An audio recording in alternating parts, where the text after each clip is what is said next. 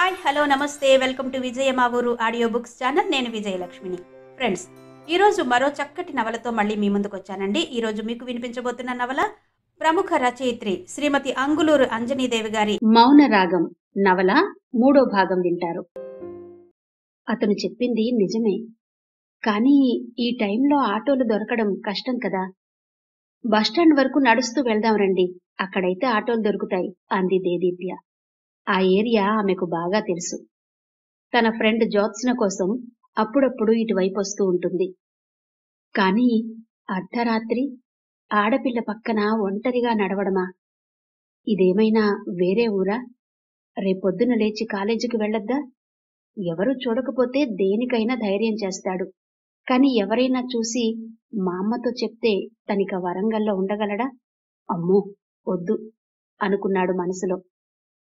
అదిగో అభిరామ్, ఆటో వస్తోంది అంది ముందుగా ఆటోని చూసిన దేదీప్య. థ్యాంక్ గాడ్ అని మనసులో అనుకుంటూ ఆటో నాపాడు. దేదీప్య ఎక్కగానే ఆటో వెనకాల తన బైక్ ని పోనిచ్చాడు అభిరామ్. ఇల్లు రాగానే ఆటోని ఆపి దిగింది దేదీప్య. డబ్బులివ్వగానే ఆటో వెళ్లిపోయింది. గేటు తీసి అలాగే పట్టుకుని అభిరామ్ లోపలికెళ్లి బైక్ పార్క్ చేస్తుంటే తిరిగి గేటు వేసింది దేదీప్య. ఆకలిగా ఉంది కదూ అంది దేదీప్య. అవును అనాలనిపించినా అనకుండా తన పాకెట్లో నుంచి కీని బయటకు తీసి డోర్ లాక్ తీసి లోపలికెళ్లాడు. దేదీప్య చకచకా మెట్లెక్కి పైకెళ్ళింది. అభిరామ్ స్నానం చేసి ఫ్యాన్ కింద కూర్చున్నాడు. కొద్ది నిమిషాలు గడిచాక మెట్లు దిగి క్రిందికొచ్చింది దేదీప్య. డోర్ తీసే ఉండడంతో నేరుగా వెళ్లి అభిరామ్ ముందు కూర్చుంది. మళ్ళీ వచ్చావెందుకు అన్నట్టు చూశాడతను. ఆ చూపు చూసి నవ్వింది దేదీప్య, వెన్నెల చిన్నబోయేలా. ఆ క్షణంలో ఆ నవ్వుకి మైమర్చిపోయేంత ధైర్యం లేక ఆస్వాదించలేకపోతున్నాడు గాని దేదీప్య నవ్వు అద్భుతంగా ఉంది. ఒంటరిగా మిమ్మల్ని వదిలి పైన ఉండాలనిపించగా వచ్చాను అభిరామ్ అంటూ మనసులో మాట చెప్పింది. అతని గుండె జల్లుమంది. ఊపిరాడనట్టు చూశాడు. ఈ అమ్మాయి నాకేదో ప్రమాదం తెచ్చేలా ఉందే అనుకున్నాడు మనసులో. దేదీప్య కూర్చున్న తీరు అప్పుడే కదిలేలా అనిపించకపోవడంతో అతని గుండె కొట్టుకోవడంలో వేగం పెరిగింది. ఒంటరిగా ఉన్న అబ్బాయి దగ్గరికి ఏ అమ్మాయి అయినా ఇలా వస్తుందా? వచ్చిందే అనుకుందాం. ఏ అబ్బాయి అయినా తనలా ఉంటాడా? అన్నం తినలేదు కదా, ఆకలిగా ఉంటుందని మీకోసం ఈ చపాతీలు చేసుకొచ్చాను అంటూ తన వెంట తెచ్చిన హాట్ బాక్స్ లోంచి చపాతీలు తీసి అభిరామ్కి పెట్టింది. తినకపోతే ఆమె ఏ టైపులో తినిపిస్తుందో ముందే ఊహించాడు. ఆ ప్రమాదం నుండి బయటపడాలనుకున్నాడు. ఆకలిగా ఉండడంతో వెంటనే తిన్నాడు. అభిరామ్ అంటే తనకి ఎంతిష్టమో, ఎంత ప్రేమో, ఎంత ప్రాణమో ఈరోజు ఎలాగైనా చెప్పాలని నిర్ణయించుకుంది దేదీప్య. ఎప్పుడైనా అమ్మాయి ముందుగా ప్రపోజ్ చేయడం అనేది జరగని పని, ఎక్కడో తప్ప. కాని తనకిప్పుడు తప్పడం లేదు. పప్పు ముద్దలాంటి అభిరామ్ తనని అర్థం చేసుకోవడం ఈ జన్మలో జరిగేలా లేదు. శృతి చేయందే వీణ కూడా పలకదంటారు. ఈ వీణను తనే శృతి చేసుకుని గమకాలను పలికించుకోవాలి అనుకుంది. అభిరామ్, ఎన్నో రోజులుగా మీకో విషయం చెప్పాలనుకుంటున్నాను. మీరు నా సీనియర్ అయినందువల్ల చెప్పాలంటే చెప్పలేక ఆగాను. ఇంత ప్రైవసీ మళ్ళీ మనకు దొరుకుతుందో లేదో. నేను మిమ్మల్ని ఇష్టపడుతున్నాను అంది దేదీప్య. ఆ మాటలు చెప్పడానికి ఆమె చాలా శక్తిని కూడదీసుకోవాల్సి వచ్చింది. అప్పుడే అభిరామ్ మొబైల్కి కాల్ రావడంతో ఆఖర్లో ఆమె చెప్పింది అతను వినలేదు. ఒక్క నిమిషం అంటూ దేదీప్యతో చెప్పి కాల్ రిసీవ్ చేసుకున్నాడు. అవతల నుంచి మా అమ్మ మాట్లాడుతోంది. తాతగారికి ఆరోగ్యం సరిగా లేనందువల్ల తిరగడం వీలు కాక వెంటనే బయలుదేరామని, ప్రస్తుతం విజయవాడ దాటామని చెప్పింది. దేదీప్య, మా అమ్మ తాతయ్య చార్మినార్లో వస్తున్నారు, విజయవాడ దాటారట అన్నాడు సంతోషంగా. మా అమ్మతో నేను మాట్లాడతాను. ఏది ఒకసారి మీ మొబైల్ ఇవ్వండి అంది దేదీప్య. ఇప్పుడు మాట్లాడితే నువ్విక్కడున్నావని మా అమ్మకు తెలిసిపోతుంది. రేపొచ్చాక మాట్లాడదుగాన్లే, నాకు నిద్రొస్తుంది దేదీప్య, గుడ్ నైట్ అన్నాడు అభిరామ్. అర్థం చేసుకుంది దేదీప్య. పెళ్లికి ముందు ఇలా ఒంటరిగా ఉన్నామన్నది పెద్దవాళ్లకి తెలియకూడదన్నదే అతని ఉద్దేశం కావచ్చు అనుకుంది. తను కూడా అతనికి గుడ్ నైట్ చెప్పింది. పైకెళ్ళింది. పైకెళ్లగానే తన మనసులోని మాటను అభిరామ్కి చెప్పినట్టు డైరీలో రాసుకుని నిద్రపోయింది. ఉషోదయం కాకముందే నిద్రలేచింది దేదీప్య. బాల్కనీలో లైట్ వేసుకుని చదువుకుంటూ కూర్చుంది. పని మనిషి రాగానే హాస్పిటల్కి వెళ్లాలన్న విషయం గుర్తొచ్చి లేచి లోపలికి వెళ్ళింది. వదినకి అవసరమైనవన్నీ సిద్ధం చేసి బ్యాగ్లో పెట్టించింది. తన మనసులో మాటను అభిరామ్కు చెప్పినప్పటి నుండి దేదీప్య మనసు తేలికై ఉత్సాహంగా ఉంది. ఎంబీఏ పూర్తయ్యాక పెళ్లి చేసుకుని అతను మేఘమై వర్షిస్తే తను భూమిలా పులకించిపోవాలనుకుంది. కారణం లేకుండానే ముసిముసి నవ్వులు నవ్వుకుంటున్న దేదీప్యను చూసి బాబు పుట్టాడన్న సంతోషం ఎక్కువైంది దేదీప్యమ్మలో అనుకుంది పని మనిషి. ఈ లోపల స్నానం చేసి పని మనిషిని తీసుకుని హాస్పిటల్కు బయలుదేరింది దేదీప్య.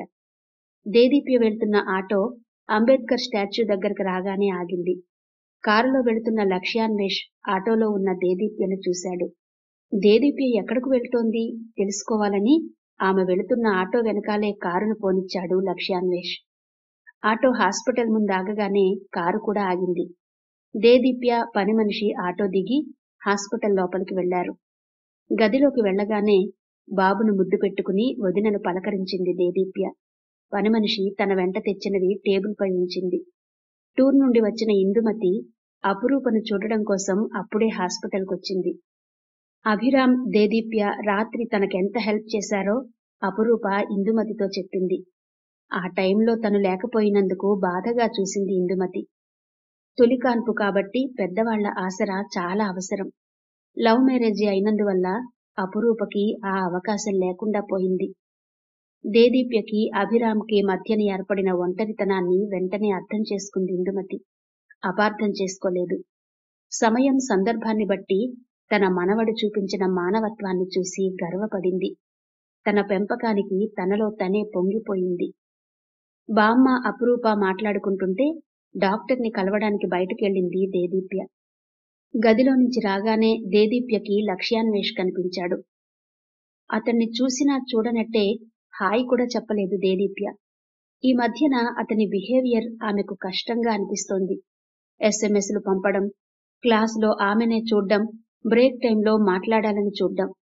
మొన్నొక రోజు బిజినెస్ రీసెర్చ్ మెథడాలజీ బుక్ తీసుకుని ఇవ్వకుండా క్యాంటీన్కొస్తే ఇస్తానని తీరా వెళ్ళాక ఐ లవ్ యూ చెప్పడం దేదీప్యకి ఏమాత్రం నచ్చలేదు. లక్ష్యాన్వేష్కి దేదీప్య తనని చూసి కూడా పలకరించకపోవడం నచ్చలేదు. తనను మరీ అంత పరాయివాడ్లా చూస్తుంటే తట్టుకోలేకపోయాడు. నిస్సంకోచంగా వెళ్లి ఆమెకు ఎదురుగా నిలబడ్డాడు. అపురూపకి బామ్మకి డోర్కెదురుగా ఉన్న లక్ష్యాన్వేష్ స్పష్టంగా కనిపిస్తున్నాడు. దేదీప్య మాత్రం గోడ అడ్డుగా ఉండడంతో వాళ్లకి కనిపించడం లేదు. ఎవరి అబ్బాయి, ఎవరికోసం వచ్చాడు అన్నట్టుగా వాళ్లు లక్ష్యాన్వేష్ వైపు చూశారు.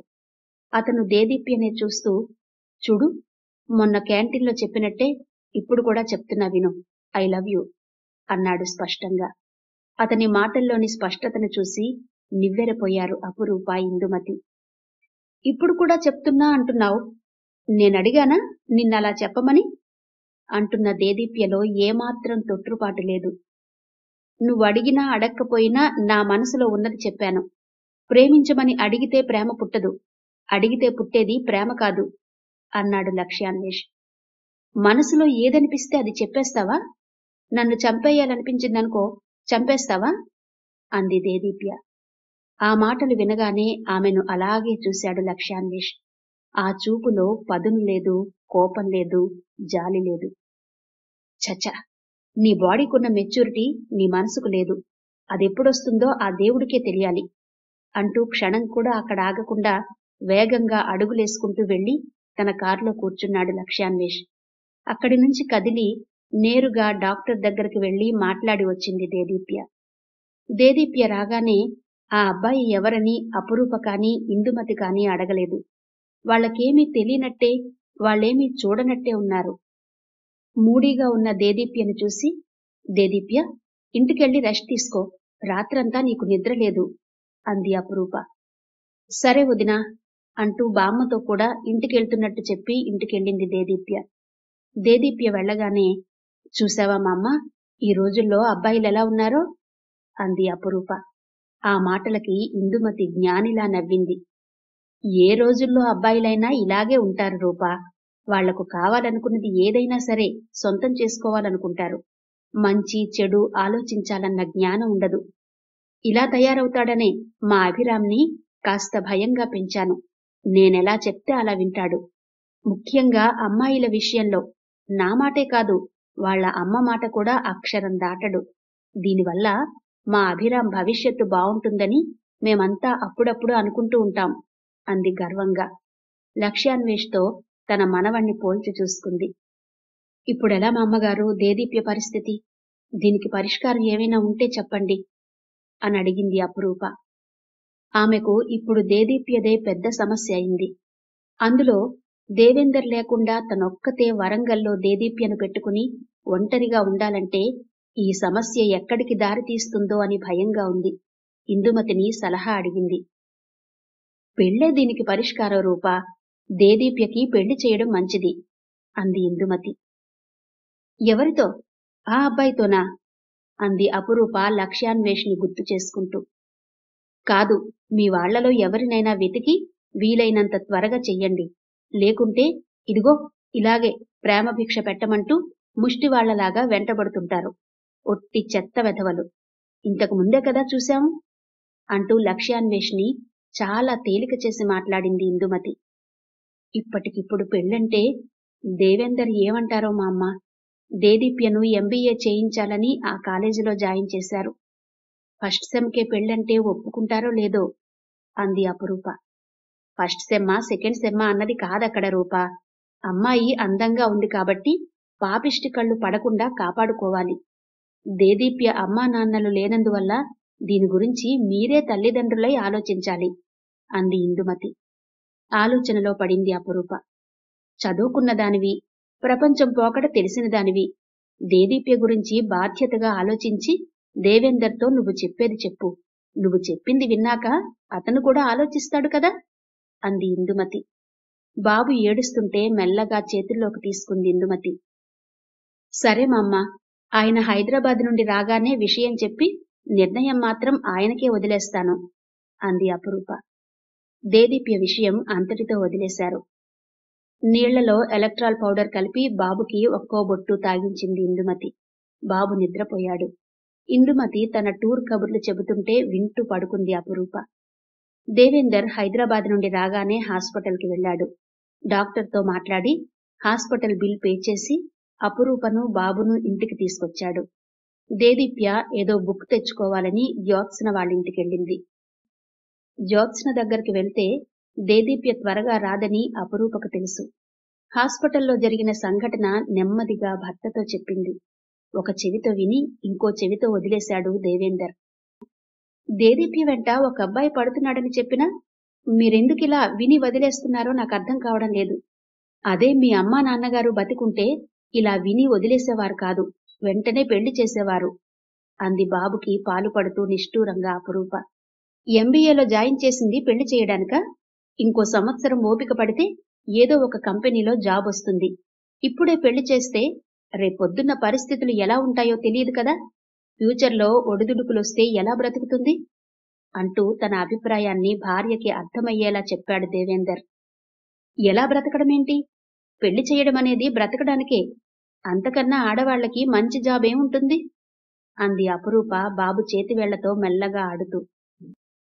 మనసును మభ్యపెట్టుకుంటూ మాట్లాడుతున్నావు రూపా. ఇలా మాట్లాడవలసిన అవసరం ఏమొచ్చిందిప్పుడు అంటూ కోప్పడ్డాడు దేవేందర్. వచ్చింది కాబట్టే మాట్లాడుతున్నాను. లేకుంటే నాకేమైనా సరదానా? విషయం చెప్పానుగా, మళ్ళీ చెప్పాలా అంది మూతు ముడుస్తూ. అవసరం లేదు. వాడెవడో వెంటబడుతున్నాడని భయపడి ఇప్పటికిప్పుడు పెళ్లి చేసి దేదీప్య జీవితం నాశనం చేయమంటావా? అది నాకిష్టం లేదు అంటూ ఖచ్చితంగా అన్నాడు.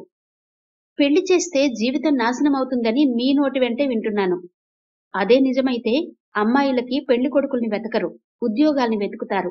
అయినా మా ఆడవాళ్ల బాధలు మీ మగవాళ్లకు అర్థం కావులేండి అంటూ బాబుని ఉయ్యాల్లో పడుకోబెట్టి విసురుగా లేవడంతో ఆమె వాలుజడ త్రాచులా కదిలింది. ఇందులో అంత బాధేముంది చెప్పు. ఆ అబ్బాయి ఎవరో కనుక్కుని అభిరామ్తో చెప్తే సరిపోతుంది. అభిరామ్ వాళ్ల సీనియర్ కాబట్టి ఏమైనా చెయ్యగలడు అన్నాడు ఆమెను కన్విన్స్ చేస్తూ అభిరాంపై ఉన్న నమ్మకంతో. ఏదైనా ఏం చేస్తాడండి? ఆ అబ్బాయి మనసులో ఉన్న దేదీప్యను తొలగించగలడా? అంది అపురూప. తొలగించడు. 4 తన్నులు తంతే వాడే దారికొస్తాడు. మళ్ళీ దేదీప్య జోలికి రాడు అన్నాడు దేవేందర్. దెబ్బలు తినగానే గోడ కుర్చీ వేసి గుంజీలు తీయడానికి ఆ అబ్బాయి ఏమైనా ఎల్కేజీ చదువుతున్నాడా? అంది అపురూప. ఏం చెయ్యాలో తెలియని వాడిలా ఆలోచనలో పడ్డాడు దేవేందర్. వెంటనే ఏదో గుర్తొచ్చిన వాడిలా, మా కంపెనీ డైరెక్టర్ సమ్మిరెడ్డికి వాళ్ళ కాలేజీ డైరెక్టర్ బాగా తెలుసు రూపా, ఆయనతో చెప్పిస్తాను. వినకపోతే ఇంకో మార్గం ఆలోచిస్తాను అన్నాడు. ఇంత వైలెన్స్ తో కూడిన చదువు అవసరమంటారా దేదీప్యకి? అంది అపురూప. మరి ఇప్పటికిప్పుడు పెళ్ళంటే దేదీప్య ఒప్పుకుంటుందంటావా? అడిగాడు దేవేందర్ కాస్త మెత్తబడి. ఒప్పుకోదన్న అనుమానం ఉన్నప్పుడు చెప్పకండి, చెప్పకుండా కూడా చెయ్యొచ్చు అంది అపురూప. చెప్పకుండా పెళ్లి చేయడమా? అంటూ నిర్ఘాంతపోయాడు దేవేందర్. దేదీప్య విషయంలో మీరన్నీ చెప్పే చేస్తున్నారా? తను వేసుకునే డ్రెస్లు, అప్పుడప్పుడు మీరిచ్చే గిఫ్ట్లు దేదీప్యకు చెప్పకుండానే తెస్తున్నారు కదా? ఇది కూడా చెప్పకుండానే చెయ్యండి. అయినా ఆమె శ్రేయస్సు కోరే కదా ఈ పెళ్లి చెయ్యాలనుకుంటున్నారు. చెప్పకపోతే తప్పేంటి? అంది అపురూప. చెప్పకపోయినా పర్వాలేదు అనుకోడానికి ఇది డ్రెస్ కాదు, గిఫ్ట్ కాదు, జీవితం అన్నాడు దేవేందర్. అదే నేననేది కూడా. జీవితంలో అన్నీ చెప్పే చేస్తున్నారా? జరిగేవన్నీ చెప్పాకనే జరుగుతున్నాయా? తప్పనిసరి అయినప్పుడు చెప్పకపోవడం తప్పు కాదని ఎవరికీ చెప్పకుండా మనిద్దరం పెళ్లి చేసుకోలేదా? అంటూ ఇంకోవైపుకు తిరగడంతో ఆమె వాలుజడ మళ్లీ కదిలింది.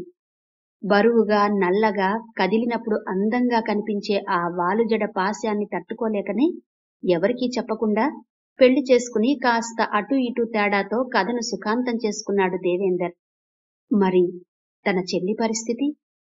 సరే రూపా, నేనాలోచిస్తాను అన్నాడు దేవేందర్. అపురూప బాబుకి నాప్కిన్ మార్చే ప్రయత్నంలో పడి దేవేందర్తో ఇంకేం మాట్లాడలేదు. తెల్లవారింది. సముద్రంలో ఈదులాడి తడిబట్టలతో ఒడ్డుకు చేరినట్టు ఒక్కో మేఘం ఆకాశం క్రింద ఒకదాని వెంట ఒకటి కదులుతున్నాయి. ఆ రోజు దేదీప్య పుట్టినరోజు. అన్నయ్య తెచ్చిన గ్రీన్ కలర్ డ్రెస్ వేసుకుని గుడికి వెళ్లే ప్రయత్నంలో ఉంది. జ్యోత్స్న వచ్చి దేదీప్య వాళ్ల గేటు ముందు స్కూటీపై కూర్చుని తనొచ్చినట్టు హారం కొడుతోంది. వెంటనే దేదీప్య బయటకొచ్చింది. కిందికి తొంగి చూస్తూ, దీనికసలు పైకొచ్చే ఓపికండదు. ఒక్క నిమిషం వస్తున్నా ఆగవే అంటూ ఒక్క ఉదుట్న మళ్లీ లోపలికి వెళ్ళింది. వదినా, జ్యోత్స్న వచ్చింది, భద్రకాళి గుడికి వెళ్ళిరానా అంటూ వదిన దగ్గర పర్మిషన్ అడిగింది. ఉయ్యాల్లో ఉన్న బాబుని ఆడిస్తున్న అపురూప సడన్ గా దేదీప్య వైపు తిరిగింది. ఆ డ్రెస్ లో దేదీప్య ఇంకా బాగుండడంతో అలాగే చూసింది. సరే వెళ్ళిరా అంది ఆప్యాయంగా. థ్యాంక్యూ వదినా అంటూ చకచకా మెట్లు దిగింది దేదీప్య. పరిగెత్తుకుంటూ స్కూటీ దగ్గరికెళ్ళింది. జ్యోత్స్న భుజాలపై చేతులు వేసి జ్యోత్స్న వెనకాల కూర్చుంది. ఇక పోనీవే అంది దేదీప్య హుషారుగా. జ్యోత్స్న స్కూటీని స్టార్ట్ చేసింది. వాళ్లు వెళ్తున్న స్కూటీ సరిగ్గా చౌరస్తా రాగానే ఆగిపోయింది. ఇద్దరూ దిగారు. ఏమైంది అనుకుంటూ దానివైపు చూశారు. జ్యోత్స్న కిక్రాడ్ని కాల్తో కొడుతూ ఒక చేత్తో ఎక్సిలేటర్ని రేట్ చేస్తూ స్కూటీని స్టార్ట్ చేయడానికి ట్రై చేస్తోంది. అదెంతకీ స్టార్ట్ కాలేదు. నువ్వుండవే, నేను ట్రై చేస్తాను అంటూ జ్యోత్స్నను పక్కకు నెట్టి దేదీప్య ట్రై చేసింది. అప్పుడే దూరంగా జ్యువెలరీ షాప్ దగ్గర ఆగి ఉన్న లక్ష్యాన్వేష్ కారుని చూసింది జ్యోత్స్న. ఎప్పటిదే ఈ డొక్కు స్కూటీ? కొట్టలేక చస్తున్నా. వదిలిపెట్టవా దీన్ని? సెల్ఫ్ స్టార్టర్ ఉన్న బండిని తీసుకోవచ్చుగా, కనీసం దీనికైనా సెల్ఫ్ స్టార్టర్ పెట్టించుకోవచ్చుగా అంది ఆయాసపడుతూ దేదీప్య. ఆపవే నీ గోల. అది లక్ష్యాన్వేష్ కారు కదూ?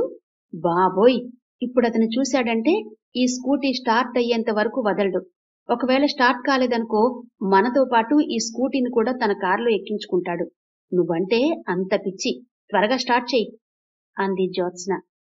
దేదీప్య అంటే లక్ష్యాన్వేష్ కి బాగా ఇదని అదని వాళ్ల క్లాసులో తెలియని వాళ్ళు లేరు. ఏం చెయ్యాలి స్టార్ట్ కాందే అంది దేదీప్య. ఆమె ముఖంపై నీరెండ తాకి అప్పటికే చిరుచెమట పట్టింది. నువ్వాగు, నేను ట్రై చేస్తాను అంటూ జ్యోత్స్న ట్రై చేయగానే స్కూటీ కదిలింది. ఇద్దరూ ముందుగా భద్రకాళి గుడికి వెళ్లారు. అక్కడి నుండి వరంగల్ ఫోర్ట్ దగ్గరికెళ్లారు. ఫోర్ట్ దగ్గర కొద్దిసేపు తిరిగారు. పక్కనే ఉన్న గార్డెన్లోకి వెళ్లి నిలబడ్డారు. అక్కడ ఒక చోట అభిరామ్ కనిపించగానే దేదీప్య మనసు ఉత్సాహంతో కేరింతలు కొట్టింది. మనసేమో సుడిగాలిలా, మనిషేమో నెమ్మదిగా అతని దగ్గరకు వెళ్లి నిలబడింది. హాయ్ అభిరామ్ అంది. అతనామెను పట్టించుకోకుండా ఏకాగ్రతగా ఎటో చూస్తున్నాడు. అక్కడ అతను దేన్ని చూస్తున్నాడో అర్థం కాక దేన్నో వెతుకుతున్న దానిలా చుట్టూ చూసింది దేదీప్య. అభిరామ్ గారు, నా అజ్ఞానాన్ని మన్నిస్తే నేనో మాట అడగాలనుకుంటున్నాను. అంత దీక్షగా చూస్తున్నారు, అక్కడ మీకేం కనిపిస్తోంది? అంది దేదీప్య. ఒక్క క్షణం ఆమె ముఖంలోకి చూశాడు. తెలియనట్టు నటించేవాళ్లు కూడా అజ్ఞానులేనా? అక్కడంత స్పష్టంగా చెట్లు, పూలు, ఆకులు, మధ్యలో సీతాకోక చిలుకలు కనిపిస్తుంటే అంటూ అక్కడున్న పువ్వుల్ని ప్రేమమయ దృక్కులతో స్పృశిస్తున్నాడు అభిరామ్. దేదీప్య మనసు చివుక్కుమంది. అవి తనకన్నా అందంగా ఉన్నాయా? తనని పట్టించుకోకుండా వాటినే చూస్తున్నాడు. ఇంతసేపటి నుంచి ఇక్కడే ఉన్న నేను కనిపించినప్పుడు అవన్నీ మీకెలా కనిపిస్తున్నాయా అని డౌట్ వచ్చి అలా అడిగానులేండి అంది దేదీప్య. నువ్వెందుకు కనిపించలేదు? ఓ, విష్ చెయ్యలేదనా? ఏదో ఆలోచనలో ఉండి నిన్ను గమనించలేదు అన్నాడు నొచ్చుకుంటూ. ఇట్స్ ఆల్ రైట్ అంది దేదీప్య. అతని దృష్టంతా పూలపై వాలి అందంగా కదిలి ఎగురుతున్న సీతాకోక చిలుకలపైనే ఉంది. అతన్ని ఏదో ఒక నెపంతో మాట్లాడించాలని, ఒక్కరే వచ్చారా అంది. ఫ్రెండ్తో అన్నాడు పొడిగా. ఇంకేం మాట్లాడాలో తోచలేదు దేదీప్యకి. తన గురించి అడుగుతాడనుకుంది. అలాంటిదేం కనిపించలేదు. ఆమె డ్రెస్లోని ప్రత్యేకతను కూడా అతను గమనించలేదు. ఈ రోజు నా పుట్టినరోజు అభిరామ్. భద్రకాళి టెంపుల్కు వచ్చి కిల్లా కూడా చూడాలనిపించి జ్యోత్స్నతో వచ్చాను అంది. ఓ, హ్యాపీ బర్త్డే అన్నాడు వెంటనే అభిరామ్. అతను చెప్పిన విధానం ఆమె ఆశించిన స్థాయిలో లేదు. నిరాశగా అతని ముఖంలోకి చూసింది. ఇదిగో, దీన్నేనా మీరింతగా చూసేది అంటూ ఓ బటర్ఫ్లైని పట్టుకుంది. అల్లరిగా అందంగా నవ్వుతూ దాన్ని అతని కళ్ల దగ్గరగా చూపిస్తూ నిలబడింది. అతను కాస్త బెదిరినట్టుగా చూశాడు.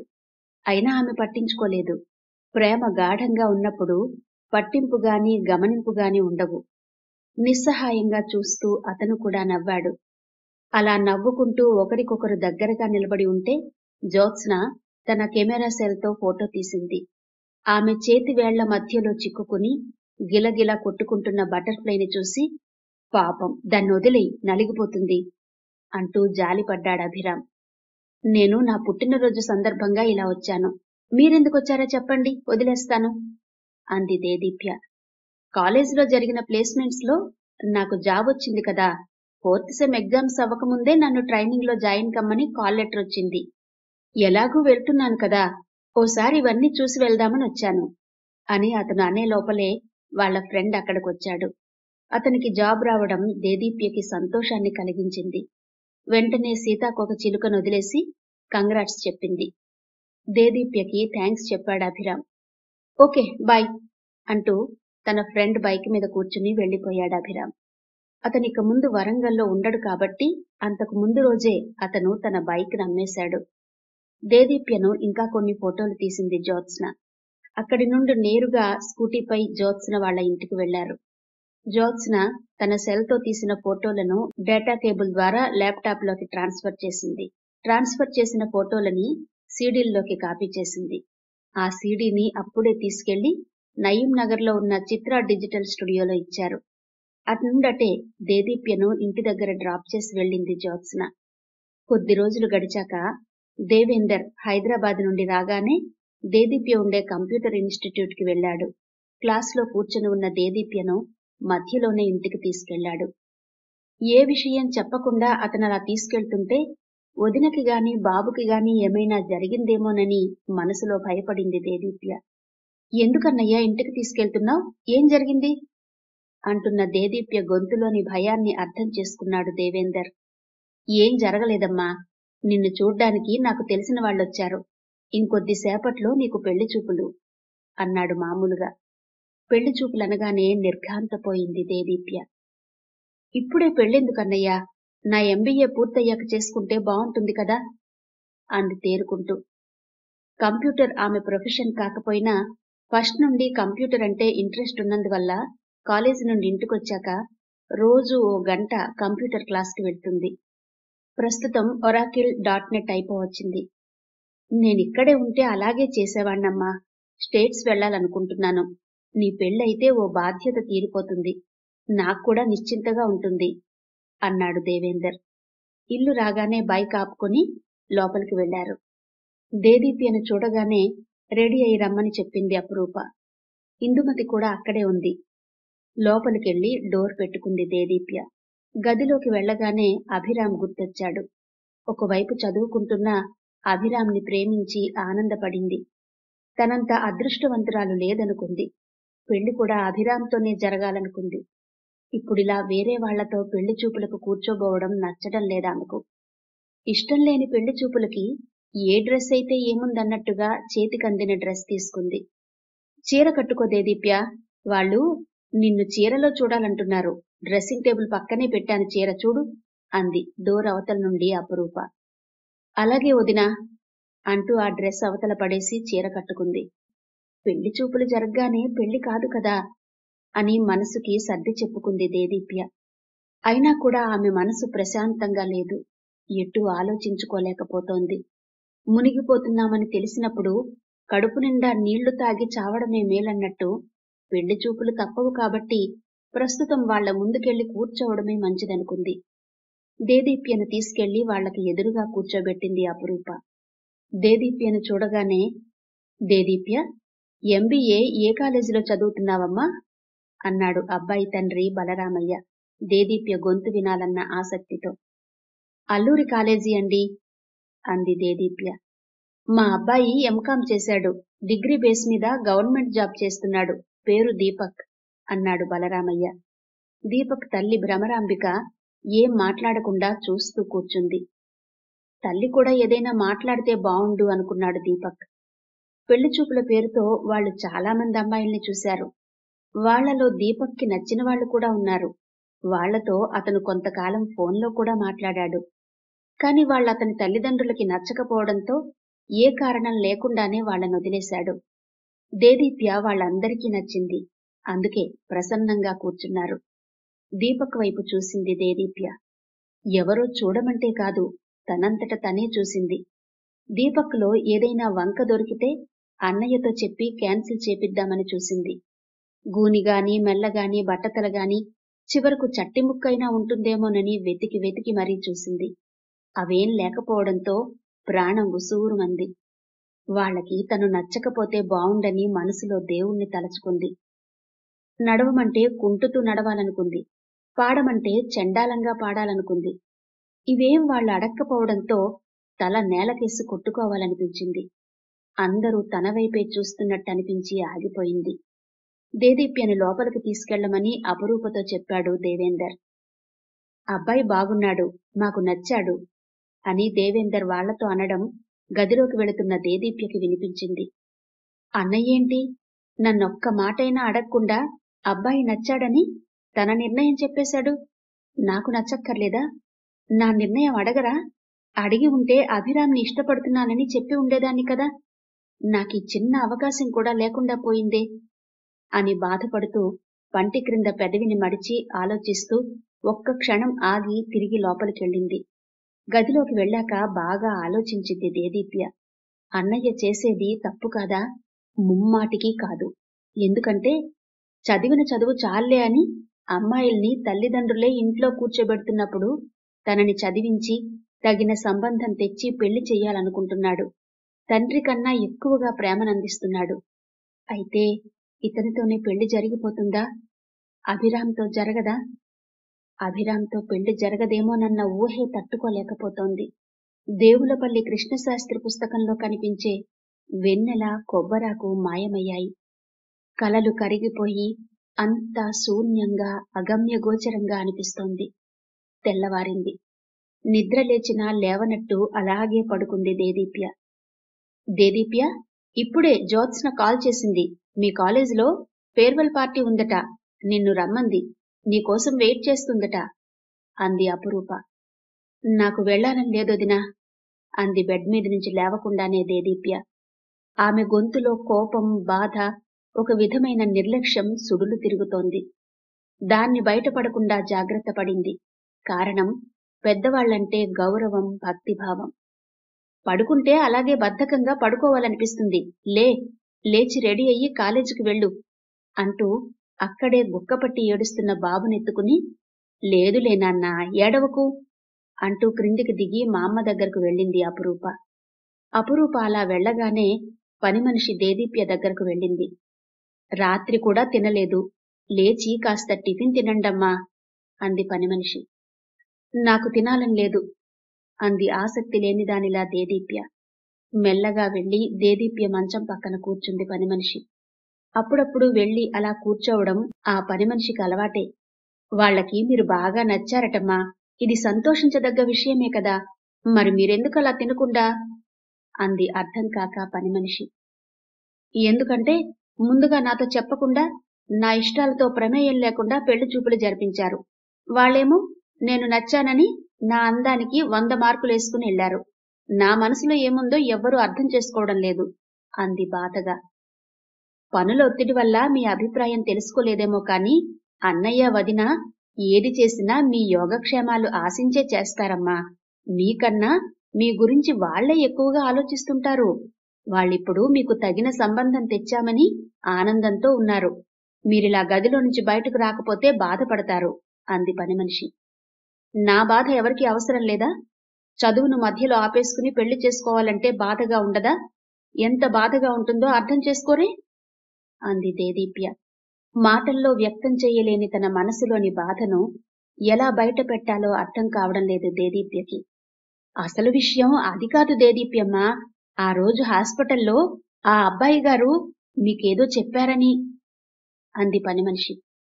ఏం చెప్పారే అంది దేదీప్య. ఇంగ్లీష్లో చెప్పారు కదమ్మా, ప్రేమిస్తున్నానని. అది మీ వదిన గారికి, ఇందుమతమ్మ గారికి నచ్చలేదు. అందుకే తొందరపడి పెళ్లి చేస్తున్నారు అంది తనకు తెలిసిన విషయాన్ని బయటపెడుతూ. అదేం కాదు నీ మొహం, అంతా తెలిసినట్టే మాట్లాడతావు. అన్నయ్య, వదిన స్టేట్స్ వెళ్తున్నారు, అందుకే ఈ పెళ్లి అంది దేదీప్య. నోరెళ్లబెట్టింది పనిమనిషి. ఫేర్వెల్ పార్టీకి అభిరామ్ని జూనియర్స్ ఇన్వైట్ చేశారని, హైదరాబాద్లో ఉన్న అభిరామ్ తప్పకుండా పార్టీకొస్తాడని దేదీప్యకి గుర్తు రాగానే చటుక్కున మంచం దిగింది. త్వరగా రెడీ అయింది. చకచకా మెట్లు దిగి కాలేజీకి వెళ్ళింది. పార్టీ ఇంకా స్టార్ట్ అవ్వలేదు. ఆమె చూపులు అభిరామ్ కోసం వెతికాయి. ఎవరితోనో మాట్లాడి ఇటువైపే వస్తున్న అభిరామ్ని చూడగానే దేదీప్యకి సంతోషమనిపించింది. వెంటనే అతని దగ్గరకు వెళ్ళింది. ఇద్దరూ ఒకరినొకరు విష్ చేసుకున్నారు. ఈ పార్టీకి మీరు తప్పకుండా వస్తారని, మీతో మాట్లాడాలని వచ్చాను అభిరామ్ అంది దేదీప్య. ఏంటో చెప్పు దేదీప్య, ఏం మాట్లాడాలి నాతో అంటూ ఒకచోట కూర్చున్నాడు అభిరామ్. అతను చాలాసేపటి నుండి ఫ్రెండ్స్తో మాట్లాడినట్టుంది. రిలాక్స్ గా కూర్చున్నాడు. దేదీప్య కూడా అతనికి ఎదురుగా కూర్చుంది. నాకు నిన్న పెళ్లి చూపులు జరిగాయి అభిరామ్ అంది దేదీప్య. ఆపై ఏం చెప్పాలో ఆమెకు తోచడం లేదు. మెడ మీద కత్తి పెడుతున్నారని తెలుస్తుంటే తప్పించుకోవాలని ఏ ప్రాణికైనా ఉంటుంది. ఇప్పుడు తన సమస్యను ధైర్యంగా చెప్పకపోతే వేరే వ్యక్తితో పెళ్లి జరిగిపోతుంది. చేతులు కాలాక ఎన్ని ఆకులు పట్టుకున్నా లాభం ఉండదన్నట్టు తర్వాత తన బాధ గురించి ఎంత చెప్పినా ఫలితం ఉండదు. ఇప్పుడే చెప్పాలి అనుకుంది మనసులో దేదీప్య. కంగ్రాట్స్ అన్నాడు దేదీప్య ముఖంలోకి సంతోషంగా చూసి అభిరామ్. ఆ మాటకి షాక్ తింది దేదీప్య. కంగ్రాట్స్ ఏంటి, జోకా అంది. జోకేంటి, నువ్వేగా పెళ్లి చూపులు జరిగాయి అన్నావు అన్నాడు. సీరియస్ గానే కంగ్రాట్స్ చెప్పారా మళ్ళీ అడిగింది. నువ్వేదో కన్ఫ్యూజన్లో ఉన్నావు, నన్ను కన్ఫ్యూజ్ చేస్తున్నావు. నేను సీరియస్ గానే కంగ్రాట్స్ చెప్పాను అన్నాడు అభిరామ్. మిమ్మల్ని ప్రేమించిన ఒక అమ్మాయికి పెళ్లి చూపులు జరిగాయని తెలిస్తే మీలాగా ఎవరూ కంగ్రాట్స్ చెప్పరు. ఎలాగైనా ఆ అమ్మాయిని పెళ్లి చేసుకోవాలని ప్రయత్నిస్తారు అంది నెమ్మదిగా. ఆకాశం ముక్కలై మీద పడ్డట్టు చూశాడు అభిరామ్. నువ్వు నన్ను ప్రేమించావా అంటూ ఆ షాక్లో నుంచి తేరుకోలేకపోతున్నాడు. అవును, ప్రేమించాను. మిమ్మల్నే పెళ్లి చేసుకోవాలనుకుంటున్నాను. మీరొచ్చి మా అన్నయ్యని అడగండి.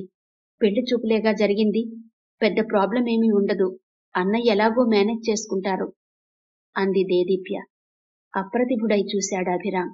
అతని గొంతు తడారిపోతోంది. మాటలు రావడం లేదు. నిన్న ఆ పెళ్లి చూపుల్లో కూర్చోవాలంటే నా ప్రాణం చచ్చిపోయినట్టయింది అభిరామ్. నిన్ను ప్రేమించి దీపక్తో పెళ్లి చూపులంటే భరించలేకపోయాను. అన్నయ్య మాట కాదనలేక ఆ కొద్దిసేపు ముళ్ల మీద కూర్చున్నట్టే కూర్చున్నాను అంది కొద్దిగా తల వంచుకుని దేదీప్య. నేను నిన్ను ప్రేమించలేదు దేదీప్య. ఆ ఊహ కూడా నాకు రాలేదు అన్నాడు ఆమెనే చూస్తూ. భూమి బ్రద్దలై కృంగిపోతున్న దానిలా చూసింది దేదీప్య. ఎందుకని అభిరామ్? ఒక అమ్మాయిలో ఉండాల్సిన మంచి లక్షణాలు నాలో ఉన్నాయని అందరూ అంటూ ఉంటారు. మరి నాలో నీకేదైనా లోపం కనిపించిందా? అడిగింది దేదీప్య. ప్రేమించడం అనేది నా అంతట నేను ప్రేమించాలి. అడిగితేనో లేక నాలో ఏం లోపం లేదు కదా ఎందుకు ప్రేమించవు అని డిమాండ్ చేస్తేనో ప్రేమించలేంగా అన్నాడు. అతని మాటల్లోని అహం బలమైన కెరటంలా తాకి సన్నగా వణికినట్టయింది ఆమె మనసు. పెళ్లైన తర్వాత కూడా ప్రేమించుకునేవాళ్లున్నారు. నన్ను పెళ్లి చేసుకోవడానికి మీకేమైనా అభ్యంతరం ఉందా అని అడిగింది దేదీప్య. అలా అడగడానికి వ్యక్తిత్వం అడ్డొచ్చినా మనసు అభిరామ్నే కోరుకుంటుంటే అడగలేక అడిగింది. మా పెద్దవాళ్ళు ఒప్పుకోరు. ముఖ్యంగా మా అమ్మ, మా మామ. మొదట్నుండి నాకేది కావాలో ఏది వద్దో వాళ్లే చూసుకుంటారు. నా పెళ్లి విషయం కూడా వాళ్లకే వదిలేశాను. వాళ్ళు ఏ అమ్మాయికి తాళి కట్టమంటే ఆ అమ్మాయికి కడతాను. అంతేకాని ఈ ప్రేమ వివాహాలనేవి మాలో 7 తరాల నుండి వెతికినా లేవు అన్నాడు అభిరామ్. కాని నా మనసులో మీరున్నారు అభిరామ్. అర్థం చేసుకుని ఇంకోసారి ఆలోచించండి అంది అర్థింపుగా. నీ మనసులో నేనుండొచ్చు, కాని నా మనసులో నువ్వుండాలిగా అన్నాడు ఏమాత్రం తడబాటు లేకుండా స్థిరంగా అభిరామ్. మన మనసులో ఉన్నవాళ్ల మనసులో మనం తప్పకుండా ఉంటామని అనుకోవడం తప్పు అని తెలియని దేదీప్య అతని మాటల్ని జీర్ణించుకోలేకపోతోంది. నిజం చెప్పు అభిరామ్, నా పట్ల ఎలాంటి ఫీలింగ్ లేదా అంది. అతని మీద ఇంకా ఆశ చావట్లేదామెకు. ఫీలింగ్స్ దేముంది, పుడుతుంటాయి పోతుంటాయి. ఫర్ ఎగ్జాంపుల్, ఇంతకు ముందే నేను అమ్మాయిని చూశాను. ఇంకాస్త ముందుకు రాగానే ఆహ్లాదంగా అనిపించే పూల బొకేలను చూశాను. ఒకేలాగా ఫీల్ అయ్యాను కదా అని దేన్ని నా సొంతం చేసుకోలేను. ఇప్పుడు చెప్పు, ఫీలింగ్స్ కి వాల్యూ లేదు కదా అన్నాడు అభిరామ్. ఆలోచనగా చూసింది. ఇంతకాలం తను చదివిన నవలల్లో హీరోలకు ఉండే అతి ముఖ్యమైన వ్యక్తిత్వం అభిరామ్లో కనిపించలేదు. అప్రయత్నంగానే 0 స్థాయికి దిగిపోయాడు అభిరామ్. ఇతన్నేనా తనింతకాలం ప్రేమించింది? జీవితంలో తను చేసిన మొట్టమొదటి పొరపాటు ఇదేనేమో. పశ్చాత్తాపంతో కృంగిపోతూ ఆలోచిస్తోంది. నన్ను మర్చిపో, పిచ్చి పిచ్చి ఆలోచనలు పెట్టుకోకుండా మీ అన్నయ్య కుదిర్చిన సంబంధం చేసుకో అన్నాడు అభిరామ్. దేదీప్య అర్జునుడిలా అనిపించి తను కృష్ణుడిలా ఫీలయ్యాడు అభిరామ్ ఆ క్షణంలో. నా మనసులో ఉన్నది చెప్పాను అభిరామ్. నా మనసు నా ఇష్టం. వేరే వాళ్లను చేసుకోమని సలహా చెప్పడానికి మీరెవరు? నేనడిగానా అంది సూటిగా. ఓకే, కానీ నువ్వు నన్ను మనసులో పెట్టుకుని భవిష్యత్తును పాడు చేసుకుంటావేమోనని, పెళ్ళయ్యాక దీపక్ని పురుగును చూసినట్టు చూస్తావేమోనని అన్నాడు అభిరామ్. ఇక ఈ కథని ఇక్కడితో ఆపుదామండి. మిగిలిన కథను 4వ భాగంలో వినిపిస్తాను.